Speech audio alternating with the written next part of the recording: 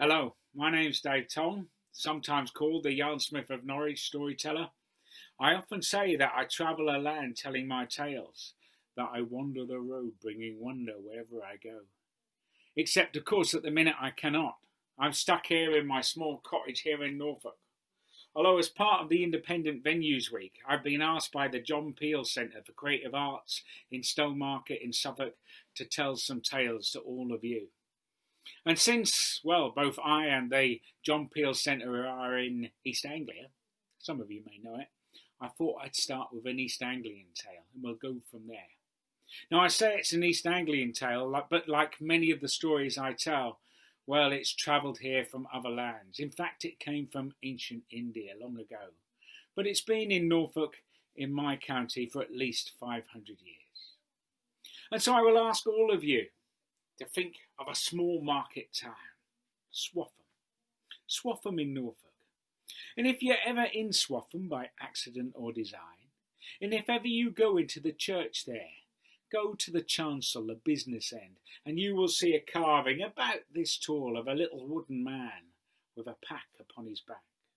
And the local people will tell you that he is John Chapman, the pedlar of Swaffham. Now, if you don't know what peddler was long ago, know this. You didn't go to the shops came to you. The peddler would travel the highways, the byways, the trackways, the pathways, calling out his wares, for that he sold pots, potions and pins, and everything else for that matter. But John Chapman, well, he lived at a hard time. There wasn't much coin to be spent by others, and so, of course, he was very poor. Picture, if you will, his house. There was a hole in the roof as big as my head where the rain poured in upon the hard earth floor. All he had was one old wonky stool, and every time he sat upon that stool he fell off and cracked his head upon the floor. John Chapman, the pedlar of Swaffham, was so poor that he didn't even have glass in the windows. All he had was a wooden shutter, and every time the wind blew it went, and every time the wind blew fast, it went like that. John Chapman was a poor man, and the only thing he had of any value was a garden. For at the end of the garden was an apple tree, apples red and rosy and nearly as big as my head, but not quite big enough to block the hole in the roof. Well, every day, John Chapman, the pedlar of Swaffham, he brought, he sold, he bought, travelling the land, calling out, "What do you lack? What do you lack?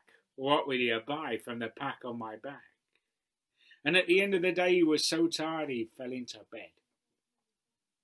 But this day no sooner had John Chapman fallen into his bed and fallen asleep than he had a strange dream. For in the dream a voice spoke to him. It said, "John Chapman, John Chapman, go to London Bridge, for there you will hear good news." John awoke. He rubbed his eyes. He thought, go to London? I can't go all the way to London, for London is a long, long, long way away from here. And besides, says John, dreams are silly. Dreams are sad. Dreams are for fools. You shouldn't take no notice of your dreams. And he didn't think anything more about it. The following day he bought, he sold, he bought, calling out, "What do you lack? What do you lack? What will you buy from the pack on my back?" And he was so tired when he returned home he fell into bed and he fell asleep. And again he had the same strange dream. For the voice said, "John Chapman, John Chapman, go to London Bridge, for there you will hear good news." Well, John awoke. He rubbed his eyes. He thought, go to London? I can't go all the way to London, for London is a long, long, long way away from here. And besides, says he, dreams are for fools, dreams are silly, dreams are sad. You shouldn't take no notice of your dreams. And he didn't think anything more about it. But night after long night, John Chapman had the same strange dream, telling him to go to London Bridge, for there he would hear good news. And after a week or more, well, John had had enough. He thought, I won't get a decent night's sleep. And so he packed his pack and he set off to London. Well, he walked and he walked and he walked and he walked. He walked and he walked and he walked and he walked. He walked and he walked and he walked and he walked. Why he was doing this for, I've no idea. For 7 long days John Chapman walked, until finally he got to London. A big, busy, bustling place. John had never seen so many people. He didn't know there were that many people in the world. He walked through the narrow streets of London until finally he got to the River Thames. He looked up the river, he looked down the river, and there was London Bridge. Now, many of you will have seen London Bridge. Perhaps you can see it even from where you are this day. But know this, London Bridge long ago, London Bridge in the time of John Chapman was very different. For that London Bridge had houses and shops upon it. People lived and worked upon London Bridge. Imagine that. He walked onto the bridge beneath a gate, upon which the heads of traitors sat on spikes, looking down at him. John Chapman wouldn't look up, lest one of them wink, for he, being a Norfolk fellow, was quite superstitious. He walked onto the bridge. He found a small gap between 2 houses. He sat down, and he waited.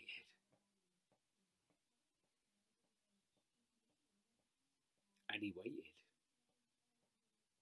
And he waited. All day long, John Chapman, a peddler of Swaffham, waited for the good news that the dream said he would have, but no good news came to him. He found a bed for the night somewhere over there. He returned to the same spot the following day on London Bridge, and he waited and he waited and he waited. All day long he waited, but again there was no good news. He came back a third day. He waited, he looked up the bridge, he looked down the bridge, looking for the good news, but none came to him. He came back a 4th, a 5th, a 6th, a 7th day, until finally John Chapman thought, what a fool I've been to have come all the way to London Bridge just because I had a dream. Don't I feel silly? And he packed his pack to leave. But as he did, a glover came out of his shop on London Bridge, a man who made fancy gloves for fancy peoples of very fancy hands. And he said in a very Londony sort of way, he said, "Here, what you doing on my bridge? I've been watching you, chap, for 7 days. You ain't bought nothing, you ain't sold nothing, you ain't even been begging. What you doing on my bridge?" And John Chapman, the peddler of Swaffham, was forced to tell the glover the very same story that I've just told all of you, of the dream telling him to go to London Bridge, for there he would hear good news. And when he finished his tale, the glover laughed in a very Londony sort of way, for he went, "Nah, nah, nah, nah, nah, nah, nah. You mean to tell me," says he, "that you came all the way to London Bridge just 'cause you had a dream? Don't you know, dreams are silly, dreams are sad, dreams are for fools. You shouldn't take no notice of your dreams," says he. "Well, just the other night," said the glover, "I had a dream when I lay in my bed above my shop here on London Bridge. Except in my dream, I didn't live on London Bridge. I lived in a funny little cottage in the back of beyond. Now, where was it? Something like Swisham, Swasham, something like that. And in my dream, I was so poor there was a hole in the roof as big as my head where the rain poured in upon the hard earth floor. In my dream, all I had was a wonky stool, and every time I sat upon that stool, I fell off and cracked me bonds upon the earth floor. Well, in my dream, I was so poor," says he, "that I didn't even have glass in the windows. All I had was a wooden shutter, and every time the wind blew, it went wee, wee, wee, wee. And every time the wind blew fast, it went wee, wee, wee, wee, wee, like that. But in my dream," says he, "I had a garden. And at the end of the garden was an apple tree. And in my dream I had a spade, and I took that spade and I dug at the roots of the apple tree, and can you guess what I found? That's right, gold, treasure. But if you think I'm going to go wandering across the countryside just here, where's he gone?" The peddler of Swaffham was no longer there. If it took him 7 long days to walk from Swaffham to London, it only took him 3 quick days to run all the way home again. And when he got home, he got a spade, and he dug and he dug and he dug and he dug. He dug and he dug until his spade struck something hard. He cleared away the earth. There was a box. He brought down the spade hard upon the lock. Slowly he lifted the lid. Now, we storytellers like to do interactive. So, if you want to join in, by all means do. If you just want to sit and listen, that's good too. A very creaky lid. The rusty lid creaked open. The pedlar looked down, and as he did, his eyes went ba-doing, doing, doing, doing, and back again. For what was in the box? Gold. John Chapman was as rich can be, and you know what? You can't get much richer than that. He spent some of that money upon Swaffham Church. He spent some upon a fair and fine house. But he didn't just keep it to himself. He would even invite odd sorts like all of you watching this day inside. He would feast them upon swan pie, heron pie, and even pickled pike. And if you've never had pickled pike, don't, because it's horrible. He would tell them the story that I've just told you, and he would always finish it this way. He would say, always, always, always follow your dreams. You must follow your dreams. And know, my friends, that there's always more than one way of looking at a story. That's a very fulfilling, worthy tale, isn't it? But I was once telling stories in Whitby, part of the Whitby Folk Week, and I was walking to my next venue, and there was a shop selling T-shirts with sayings upon them. And one of them said, my mother says that I should always follow me dreams, and so that's why I'm going back to me bed. So think on. As I said, that tale travelled to England, travelled to East Anglia, travelled to Norfolk some 500 years ago from far-off lands, and it grew in the telling. And so another story from 500 years ago, at least it was first set down in a book 500 years ago when printing first came to Europe. And this is a story from France.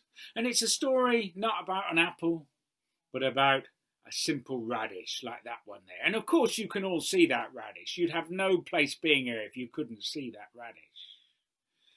Now, I like to grow things in my garden. Not everyone does, but I'll tell you this. If you've eaten something fresh from your garden, you will know it always tastes that much better when you have grown it yourself. And just bear that in mind. For once there was a king whose court was racked by lies and deceit. For his cruel courtiers, his not so noble noblemen, they played him false, only out for what they could get. Well, the king had been raised to rule, to deal with the not so noble noblemen, to rise up on the backs of the common sort, the likes of all of you and me.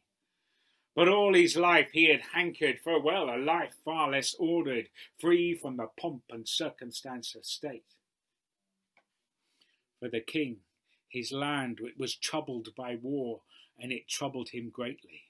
War with other realms about whose religion was the right religion. War within his own land about who had rights to those castles or those estates. His land was troubled by war, and this troubled the king greatly. It brought him low, so that he ate little and slept even less. Well, the best doctors in the land were paid to attend him. Doctors of physic, they called him long ago, who would stare his urine in glass vessels, I would say, bottles even, going, ooh and ah, although not really knowing what they were doing. Also, there were base-born barber surgeons who would nick a vein in his arm and let the blood drip, drip, drip into a bowl held beneath for the purpose. Well, as you can imagine, the so-called services of these so-called servants only served to make the king sicker still. His only respite came when he rode out on the hunt. Now, it was not the slaughter of innocent animals, you understand. He'd seen enough killing done in his name. It was simply that for a while at least the king was free from those not so noble noblemen, those base-born barber surgeons and such.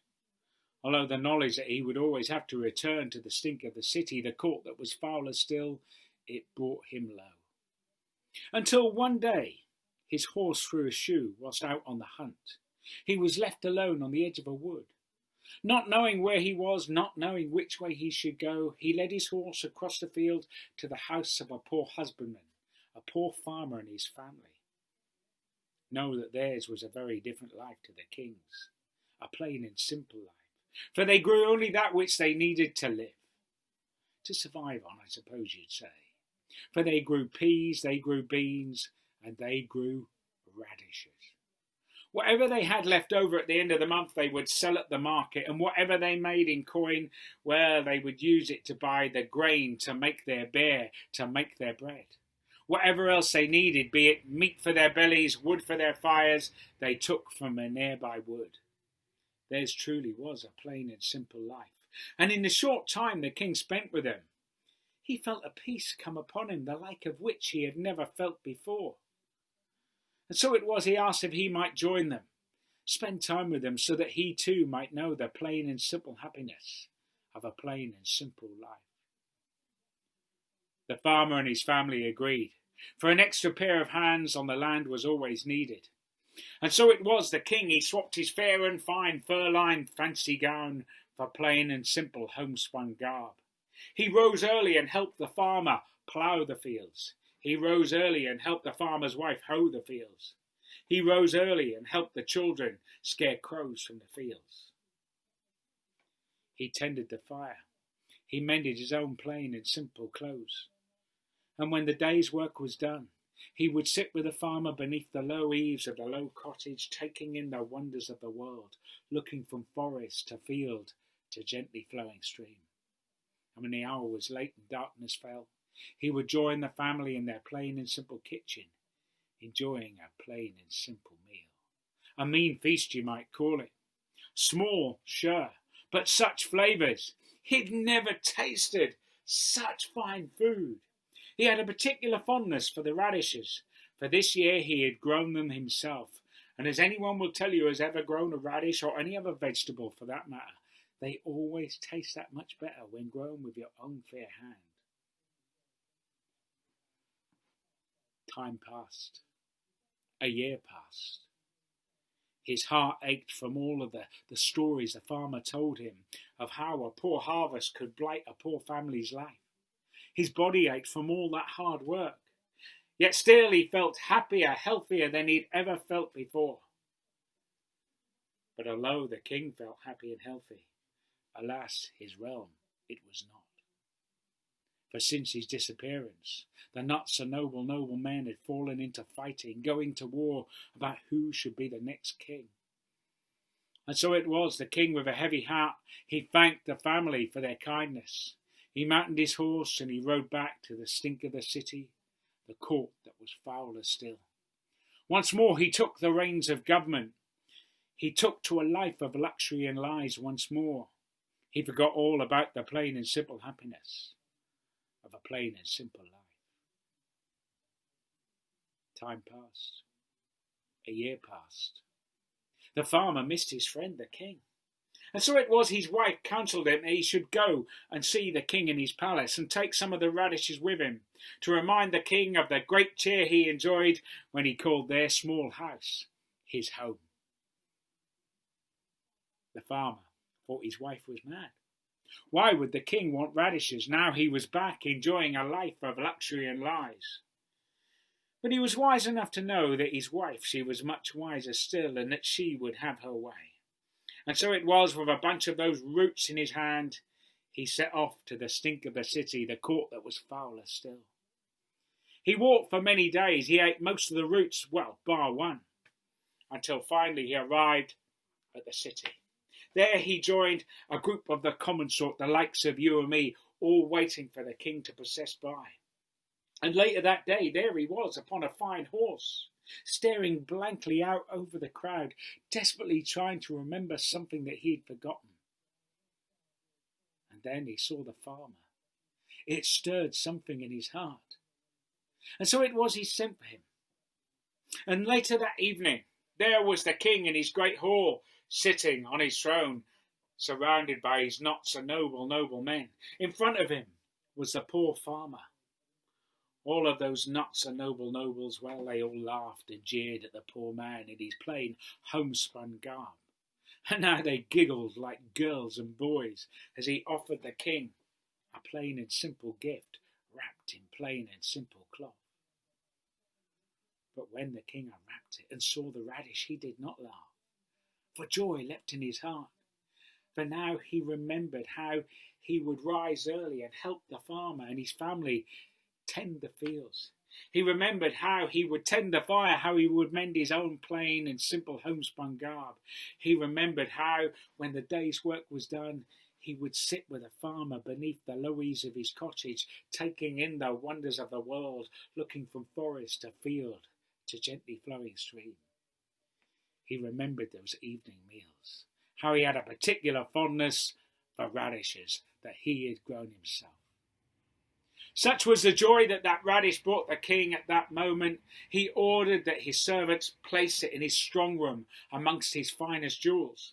But so he told them that they must bring the poor man 100 gold coins, a reward for the gift he had brought the king, to help see him and his family through those hard times when a poor harvest might blight a poor family's life. But the not so noble men couldn't believe their eyes. The king gave him 100 gold coins for one radish. But there was one amongst them who was a pick-thank, which meant he was a flatterer of kings. He saw opportunity in all things. For he thought to himself, well, hold on. If the king gave that poor man 100 gold coins for one radish, what would he give me for my finest white charger, my best horse? And so it was, the not so noble man, he sent the horse to the king. Well, the king was very pleased, for it was indeed a fair and fine beast. But he thought, for such a wonderful gift, I must give this not so noble lord an equally wonderful reward. But what? Well, a few days later, all were summoned back to the great hall. The king, those cruel courtiers, the poor farmer. The pick-thank, that not so noble man, he fair shook as the king offered him a small box that was beautifully carved, that was intricate in design. That not so noble man, he stroked the lid backwards and forwards, saying, my box, not your box, all mine. But slowly he lifted the lid. Well, again, you can join in if you wish. He went,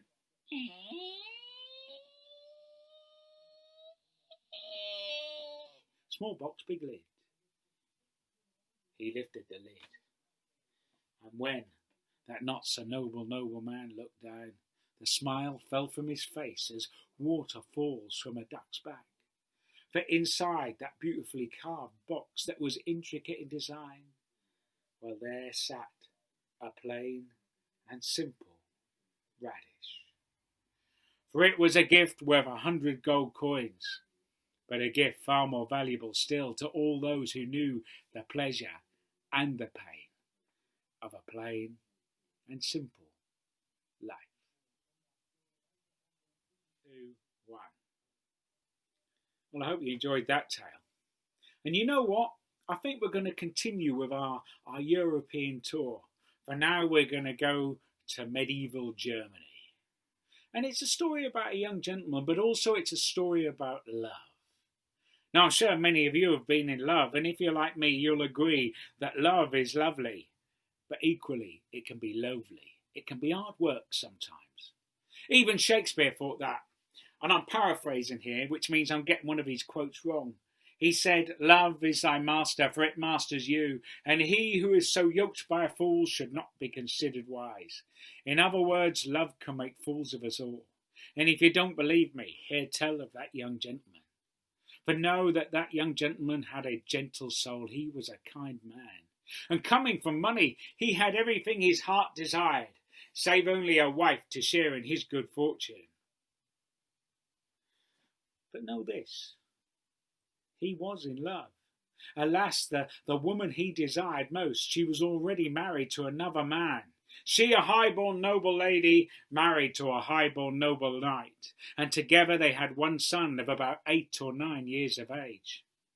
The young gentleman's love was in love with another, but it did not stop him trying to woo her. And know this, if you've never done any wooing, you should. It's wonderful. The only problem is it costs lots of coin. For know that our young gentleman, he spent a fortune just trying to capture that high-born noble lady's eye. He paid the best armourers in the land to make him the finest engraved armour which he wore at the tilt and the joust. He paid the best tailors to make him slashed doublets in the hope he would stand out at many a courtly dance. But never once did she look favourably upon him. Never once did she return his love. His only solace came when he was flying his falcon a hunting bird, a hawk if you will. And so, when not in the great city, you would find him outside the city walls in the countryside, enjoying flying his gerfalcon, his bird of prey. He would laugh long and loud and lustily as it swooped high and darted low. He would smile as broad as a lesser man's shoulders as it cut the air like the sharpest of blades, sometimes no more than a distant speck in the firmament, until folding back its wings, it spit forth its poison, slamming into its prey, taking hold of anything it set its bird eye upon. It flew free. And the young gentleman, sometimes he wished he was as free as the bird as it flew up high in the heavens above, although he was not. For whenever that high-born noble lady came by, it was as if love truly trampled upon his wits. He would lose control of his mind, his body, even his purse. For know, my friends, that gentleman was made poor by desire, and I know what that's like. So poor that he was forced to leave the great court set within the rich city where he lived, to take up residence in a pauper's cottage where none could see his shame, taking only the gerfalcon with him, his only friend, his only solace in a cruel and heartless world. Time passed. A year passed. A great plague fell upon the city, killing many, for it claimed the life of the high-born noble lady's husband, that high-born noble knight. So too her son appeared to be stricken with the disease, and so in great haste she ordered her servants pack up her many belongings, to move out of the city, to take up residence in a great stone mansion in the countryside, overlooking field and fen, in the hope that the clean pure air it would cure her ailing son. But it didn't. As the days grew into weeks, the boy grew sicker and sicker still. Even though she paid the best doctors in the land to attend him, none could cure him. For in truth, none knew what truly ailed the boy. Was it the plague? Or was it simply the loss of his father that was sucking the life from the lad? None could tell. Although they did see that he seemed to get a little better, he seemed to rally when he was allowed to leave his bed, to sit upon a chair, to look out of the window, where he watched a poor ragged man flying a gerfalcon. Now what a poor man was doing with such an expensive noble bird of prey, none could tell, but none cared. For the boy, he would laugh long, loud and lustily as the bird swooped high and darted low. He would smile as broad as a lesser young man's shoulders as it cut the air like the sharpest of blades. Whilst the bird was being flown by that poor raggedy man, well, the boy was well. But no sooner did the poor man take the bird from the fields than the lad he took to his bed again.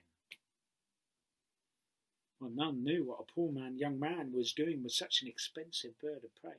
And so it was, the high-born noble lady, she sent her servants out into the countryside to find out more of this strange young man who lived on the edge of her estates.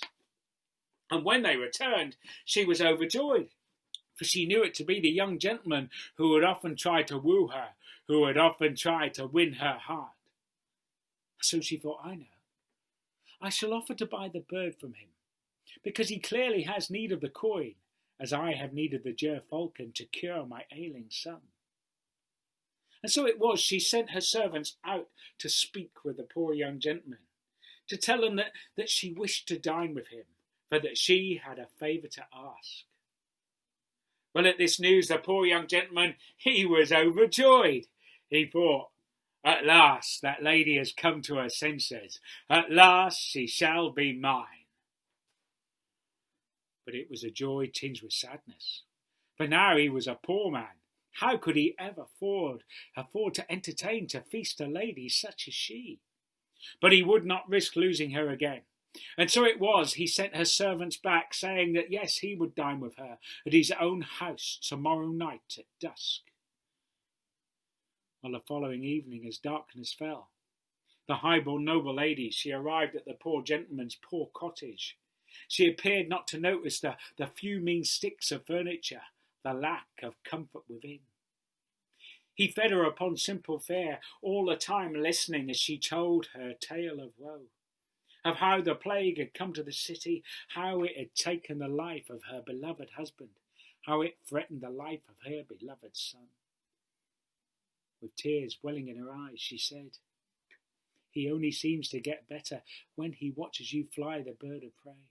And so know that if you were to let me buy that bird of prey from you, I feel certain that my son, he would soon be well again."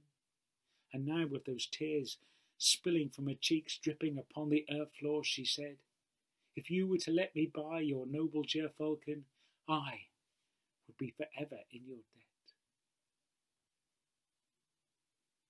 Well, now the gentleman had tears in his eyes. The smile he had worn all evening, it wore thin. He dropped to his knees. He took one of her hands in one of his, and he spoke. He said, "My lady, I have always loved you, and know that I always will. But I cannot give you my gerfalcon. For knowing that I was to feast you this evening, I have already given you that which I love most." And opening up his other hand, there was its hood, its hunting bells, and he tipped them down onto the plate where its bones still lie. He stood up, he bowed to the lady, and he left. What happened to that young gentleman, or indeed the ailing son of that high-born noble lady, I cannot say, for there my tale ends.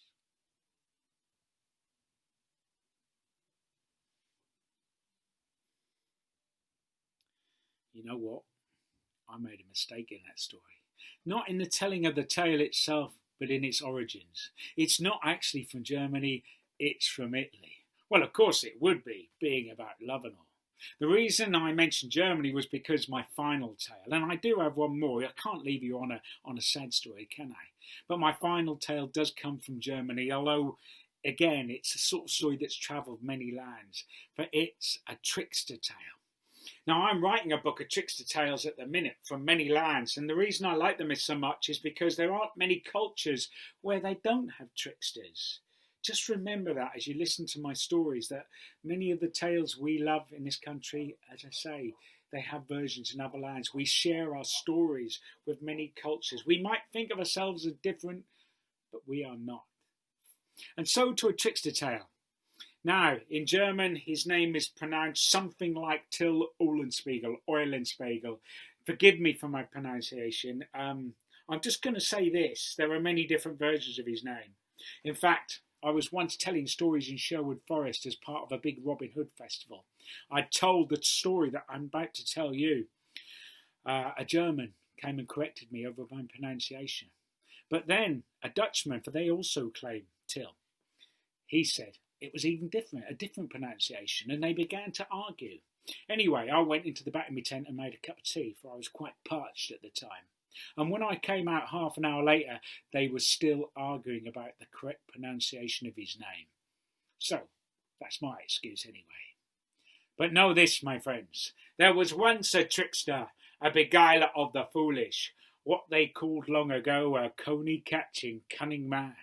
A man who travelled from town to town, village to village, house to house, wearing many different disguises. Sometimes a priest, sometimes a potter, sometimes a peddler of wares. But on this occasion, on this day, he arrived at a certain town disguised as a doctor of physic. He went abroad about the town, claiming that he could cure any ill. Whether you had boils on your belly, boils on your back, or even boils and burns on your bare backside, he could cure them all, coughs and colics as well. Well, such were his boasts that they reached the director of the local hospital, a man who had many patients in his care who he could not cure. Hearing of our trickster's great skill with medicine, he sent for him. Well, till he arrived at the hospital, and he said, "Why, yes, I can cure all of your patients, for a price, of course."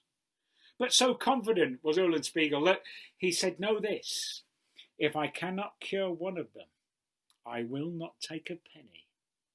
Agreed? Well, the director had an eye for a bargain, and ear right too, I should say.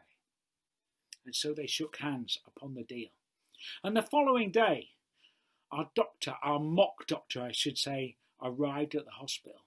He was given a small chamber where he might examine all of the patients one by one by one.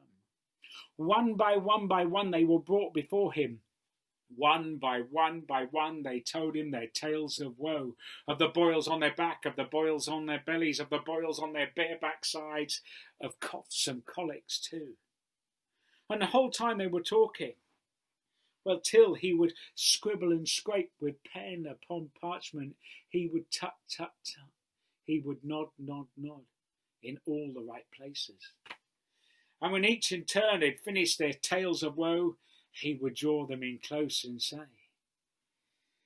"Listen, I like you. Do you like me? I like you so much, I'm going to tell you a secret. But you must swear upon your very life that you will tell no other. Do you swear?" Well, when each had swore upon their very life that they would not tell another living soul, again he drew them close and said, "Know this, if I am to cure you all, I must find the sickest one amongst you. I must burn their body and use the ashes to make a medicine that the rest of you must drink. If I am to cure you all," says he, "I must find the sickest one amongst you to burn."